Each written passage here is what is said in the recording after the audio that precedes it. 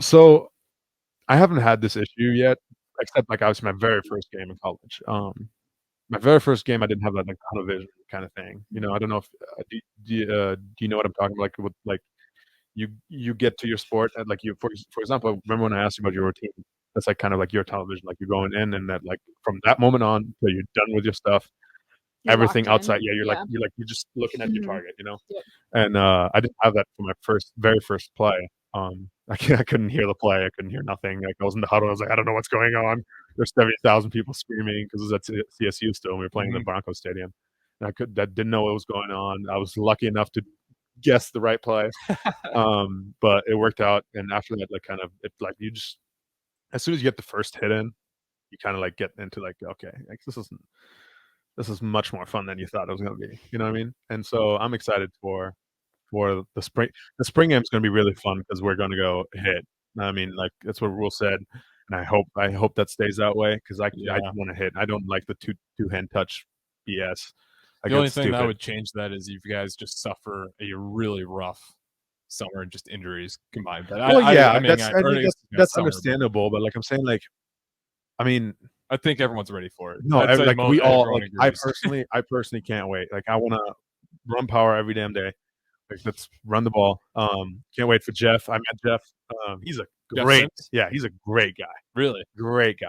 I am so excited for him. I can't wait to block for him. He's an amazing human being. So so far, obviously, Right. not trying to jump into conclusions, but he's a great guy as I've met him now, and I'm excited for like the new alignment to come in. Some of the freshmen that come in, I've obviously met them through recruiting and stuff, but I'm very excited for what's going to happen this year. So. Yeah, and a lot of track athletes too is what I noticed. Yeah, Loads of track I think Is it athletes. there's like 3 or 2? I think 2 because Mhm. it's Lloyd, I think, was one of them Yep. that's Yeah, running and Lloyd's playing one of football, them. and then there's another guy. I think I just saw him I the other can't day. remember which ones, but I know yeah, like a lot of them, even if they're not gonna play in college, just have track history. Mhm. Like he really Yeah, likes yeah. to see like, "I know exactly what you ran. I know Like what I'm getting." Malachi, I think is his name. Malachi, something like Malachi that. Coleman? I saw he was a big track athlete too. He was running against one of the other guys that's also coming here for both track Yeah. and football. So yeah, I'm not. I mean, they're fast as hell. How So many athletes do you think in college can, like, dual sport? Like, do you think they stay through it all 4 no, years? No? no, I don't think there's like there's probably one in every athletic facility that's probably going to go do both Mhm. the whole 4 years. A lot of times, well, it's because like you get into the sport, and then you're like, okay, like let's say for example Maggie, Mhm. right? She's doing basketball and volleyball, Yep. and they're sports that like right back to back. So like you don't really have that recovery like off season. You know, like you're not going from volleyball into recovering for the next season. Mhm. She went straight from playing volleyball, getting off the plane, going to practice, and then playing a basketball game within like a week. You know, like I mean, um, that will eventually, obviously, you know, go on your body, and um, I don't know how much they're gonna do with practice with the track because I remember, like for example, Cam was a thrower too. Yeah. He didn't really go to practice. I mean, he just showed up every now and then, threw, and then kind of like, became like third every time. It was like crazy. But I He's mean, just like freak it's just a athlete. freak. Yeah, exactly. So like that's what I'm saying. Like every now and then you have like one or two guys maybe, or one or two athletes that will do something like that. Mhm. But like as you go on, you'll realize like, okay, I'm better at this sport or this sport, and I have better chances at going to the next level at this sport or this sport. Yeah. So then you'd be like, okay, like I should probably stick with this sport more. Or the coach eventually, it could also happen that the coach is like, hey, like we need you. You know, Mhm. like this is not really working out with the both sports. You can make the decision, it's your decision, but like we would like to have you. It's like it really depends on like what your coaches need, what you think is better for you, and then like what you can do as an athlete and how good you are at both sports. So like Mhm. I don't know. I feel like with track, it'd be a little easier just based off of the fact that it's not a contact sport. Yeah. So like you have that connection of like you can do track and something else. I would say like for example, volleyball and basketball would probably not be the greatest combo just based off of like being right back to back and kind of like being right there. Mhm. So I don't know. With football, it's really hard to do another sport just based off of like it's an all year sport. You're doing stuff all year. Yeah. So like don't really have that time to go to practice or do extra stuff for track because you're expected to do extra stuff for football. Yep. You know what I mean? So I don't know. We'll see. And I mean, I could be totally wrong. They could all do it, for 4 years or 5 years.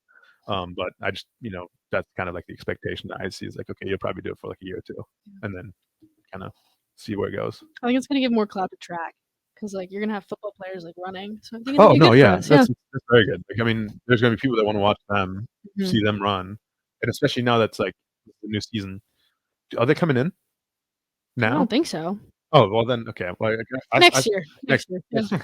I thought they were coming in already because I mean, then that would be crazy. Yeah. 'Cause you have two people that have never played college football and they're running at Nebraska, and you don't know if they're going to be like running yet or if they're like just practicing. But I mean, they're there. Yeah. So The fact that you're even like considering for them to do both just kind of tells you how insanely athletic they got to be. oh yeah, How yeah, disciplined and Yeah.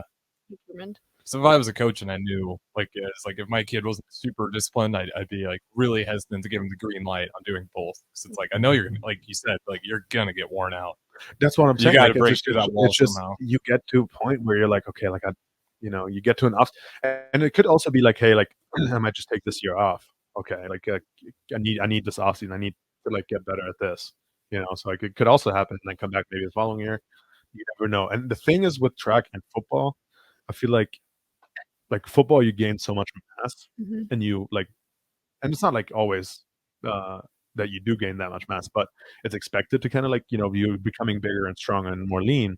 That could probably be negative for Yeah, your because I feel running. like for track, like I'm trying to lose weight. Like a lot of us, like we're trying to lean out. Yeah. It's not like we're which trying to get bulky. which like Pure lean is a mass. thing that like skill players do too. Like they want to lean out, but Mhm. You then also want to again, gain muscle. you also want to Yeah. gain muscles. Like I don't know, like I'm assuming for you, same thing. Like you said, you want to lose weight. Like you have like this set weight where you want to run at, Mhm. and it's hard to kind of have that set weight if you're supposed to be like, let's say, a receiver that's 6'4". Mhm. You probably want to be like 180 ish, maybe Yeah, just 190, maybe I'd even probably put 200. it 200. Yeah, Because like I mean, I weigh kind of like 170. exactly, kind of I'm like not very big at like all. a lean out. Mhm. Somebody that can like get a contested catch, run through somebody, be able to block somebody, and then has to go to track and maybe have to run at like 165, 170 would probably be obviously they could do it, but it just will wear your body out to have to go back and forth all the time.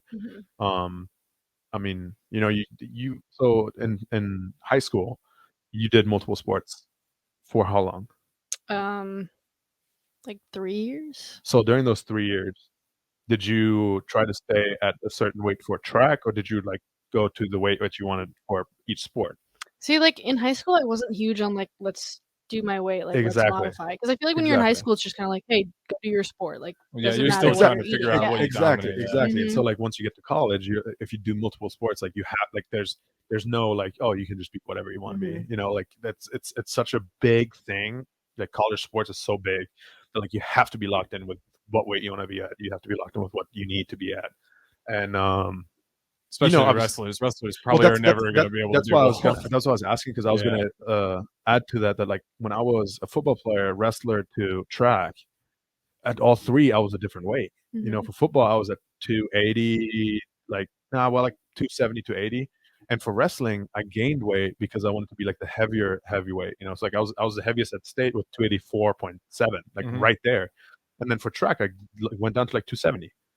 And like just even that time, like having to lose weight and gain weight and go back up and down, like it hurt my back so bad. Like I had massive back issue, and I still do because it's just like the fluctuation of weight just happens so quickly. And during the off season in football, like I mean, right now I'm like 314. 4 months ago after surgery, I was 342. So like just losing that much weight back and forth so quickly is just not good for your body. Yeah. So eventually, I feel like that's where you lose kind of the interest in the sport, That makes sense. and like one of the two, or kind of get away from it. Yeah, well, because your body's just so built proportionally, right? And TCU did just score again, by the way. And Georgia. Yeah, they just got a field goal, but TCU came back, punched it in for another touchdown. They'll probably make this PAT, make it 7-10. I wonder if this is going to be close. This is building up to maybe be a really good game. It could be. But again, Could be. start the Heyman text line 402-464-5685. But before we were talking about kind of nerves, and Megan asked you what that nerve's kind of like before. So Megan, yeah. you were No, going kind into of your like- track meet. Obviously, it was your first one. Were you pretty relaxed going into it, or definitely had some jitters going on? I was really nervous. Like, you can ask Mary. Like, I was freaking out the whole day because, like, it's your first college meet, like, somewhat. And, like, I feel like there's this expectation on, like, how you want to perform and how your coach thinks you're going to perform. So there's always nerves. Like, even at state, like, my senior year, like, I know I had it in the bag, but, like, I was still nervous. Like, there's always going to be nerves if you love something. That's fair. Like, that shows that you care. Do they, after you performed, like, this is just, like, immediate, or would you wait, like, till the whole meet's over and then you kind of sit back and be like, I did really well today? Like, right after, so in track, like, right when you get to set and, like, the gun goes off, all those nerves kind of go away from me. And then, like, after my race is done, I'm the happiest person alive. Like, it's crazy how your mind is just so powerful. Because you're in you ran the 300 for this meet, and then which other ones were you in? The 4x4. 4x4.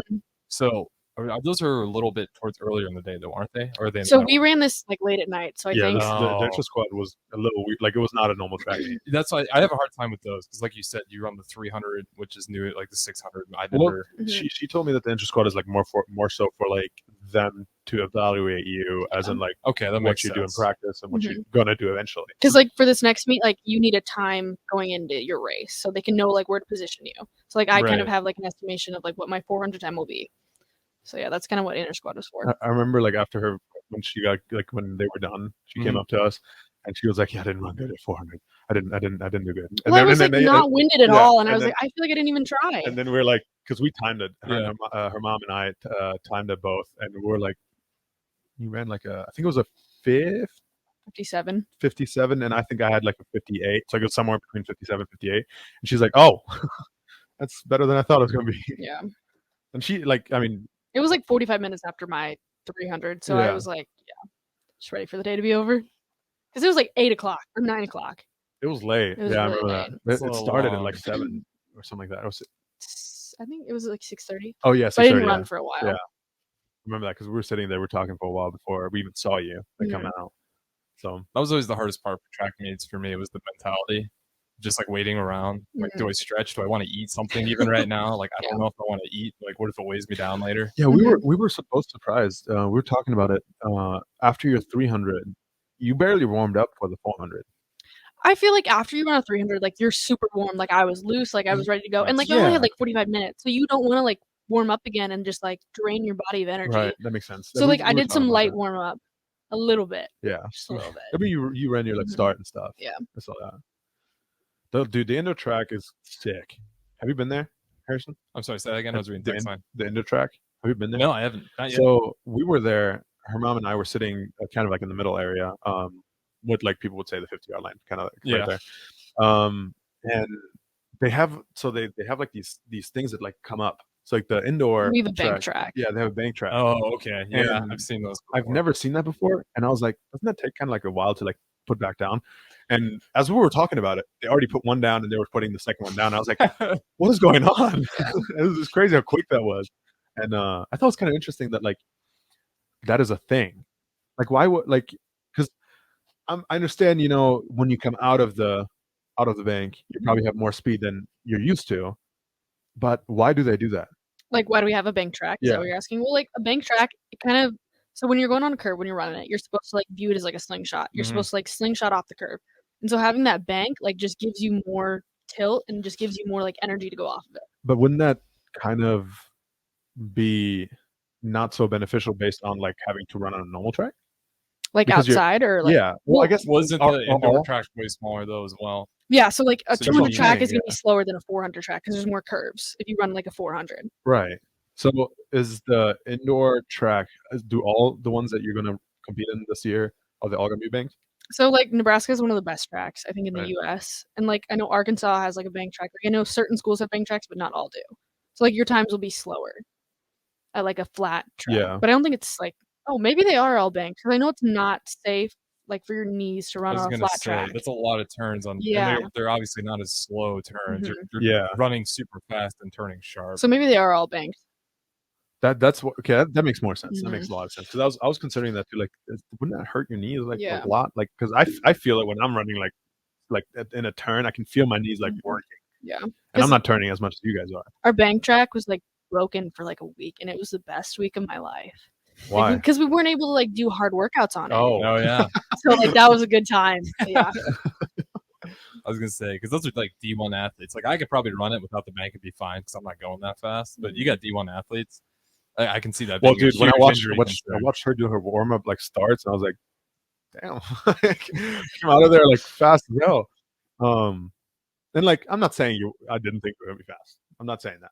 No, like I don't think you're I gonna be just good at football. Like it's just kind of like this yeah, thing. yeah. It's Like like you have to see you it to see it and believe you're like, it. Yeah, wow, okay, yeah. all right. Damn, you haven't even seen me at football yet. No, but like I saw you technically, but I like when I came on my visit, I kind of watched your game technically. Yeah, I you just did didn't know not. who You you did not were. see me at all because nobody looks at linemen. I was gonna say that's probably a challenge for you, especially because like watching O line play, like even I know what. No, she doesn't even know what position I am. No, I do. What Lineman, Nope. Yeah, There's 5 positions within linemen. D lineman. Nope. O lineman. Wow. Oh, okay, so my dad Her played. dad played yeah. D-line. Her Oh, dad okay. played D-line. But I tell her that every single time that her dad played D-line and I was the other one. So like it's easy to remember. Hey, and I wouldn't even be mad if you would just said O-line. But to be fair, there is multiple positions in the O-line, but I like obviously there's going to be shakeup this year, so we don't know where everybody's going to sit. My dad just told me that like D line are the best people out there, so that's what's kind of ingrained in my I brain. don't know. I don't know if he is going to listen to this, but I don't agree. I don't agree. Hey, everyone has their own opinion. He's a great guy. I mean, you can't have an opinion. I think the water boy is the most important person on the football team. And that's probably everyone be cramping. No one would be able to play without him. Exactly. The water boy. Are you thinking about the movie Water Boy? Is that why? That's a good movie as well. He was very important. Especially because he became a phenomenal football Bobby player. Boucher. Exactly. I gotta watch that movie. My mama said. It's a great movie. I like that movie. How do we always get on movies on this thing? I don't know. That's You said you guys Waterboy, just, like, you started. big movie watchers. We saw Avatar 2. Oh, we did. We I did Avatar too. 2, yeah. That we was did. good. That was good. Well, we got to go to break here, but real quick, what did you guys give Avatar 2 before we had to break? You start because I've kind of have like kind of something to say to that. I'd say like a 7 or an 8. Yeah, I expected too much from the first one. Because the first one was so good, I expected too much, and I should have not went. Had proper expectations. Yes. I'd give it like a 6.9 or like anywhere between like a high 6 or a low 7. I'm between like 7 and 8 because it was still a good movie. Yeah. If the movie was by itself, I think it would have been a great movie too. But because of the first one, I was just kind of disappointed at how it went. Yeah. But it was still a great movie. Like still Great a job. great movie. Yeah, I agree. Because I rushed to theaters with my girlfriend, and I was like, we probably could have streamed it, but it was still really good. That's what I'm saying too. Like I love going to movie theaters. I love going to movie theaters. Yeah. They're so fun, and just that movie was just not what I expected it to be. So like it kind of like made that movie theater time like a little less of an experience as I would have wished.